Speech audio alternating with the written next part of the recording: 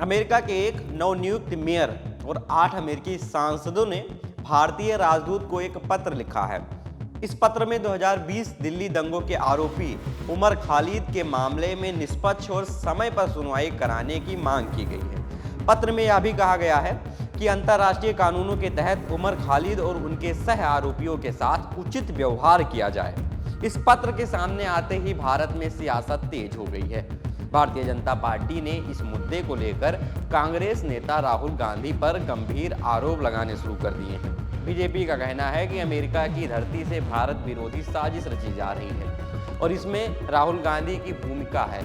Party ने इसके लिए साल 2024 का हवाला दिया, जब राहुल गांधी अमेरिका दौरे के दौरान अमेरिकी सांसद जेनिस सकावास्की और इलान ओमार से मिले थे। बीजेपी का दावा है कि जेनिस सकावास्की उन्हीं सांसदों में शामिल हैं जिन्होंने अब भारत सरकार को पत्र लिखकर उमर खालिद को जमानत देने की मांग की है। इसी आधार पर बीजेपी राहुल गांधी की विदेशी संपर्कों पर सवाल उठाती रही है। बीजेपी प्रवक्ता प्रदीप भंडारी ने सोशल मीडिया पर राहुल गांधी, जेनिस सकावास्की और इल्हान ओमर की एक फोटो शेयर की। उन्होंने आरोप लगाया कि जब भी विदेशों में भारत के खिलाफ माहौल बनाया जाता है, उसमें राहुल गांधी का नाम बार बार सामने आता है। उन्होंने कहा कि जो लोग भारत की छवि को नुकसान पहुंचाना चाहते हैं, चुनी हुई सरकार को बदनाम कराना चाहते हैं और आतंकवाद विरोधी कानूनों को कमजोर करना चाहते हैं, वह सभी राहुल गांधी के आसपास ही दिखाई देते हैं।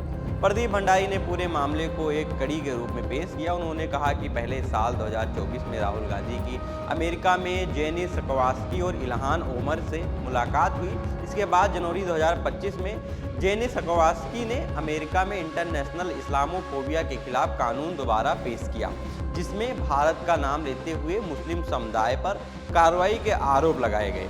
अब 2026 में वही सांसद भारत सरकार को पत्र लिखकर उमर खालिद को लेकर चिंता जता रही है, जो यूएपीए जैसे गंभीर कानून के तहत आरोपी है। 30 दिसंबर को लिखा गया यह पत्र खास तौर पर उमर खालिद को जमानत देने और उनके मामले में निष्पक्ष सुनवाई की मांग करता है। साथ ही इसमें उनके सह आरोपियों के साथ भी न्यायपूर्ण व्यवहार की अपील की गई है। इस तरह उमर खालिद के समर्थन में लिखा गया अमेरिकी सांसदों का यह पत्र अब भारत में एक बड़े राजनीतिक विवाद में बदल गया है। एक तरफ अंतर्राष्ट्रीय दबाव की बात हो रही है, तो दूसरी तरफ बीजेपी से भारत विरोधी साजिश और कांग्रेस से जोड़कर देख रही है। अब आगे यह देखना अहम होगा कि इस मुद्दे पर सरकार और विपक्ष की राजनीति किस दिशा में जाती है। आप क्या सोचते हैं, इस पर कमेंट में जरूर बताइए।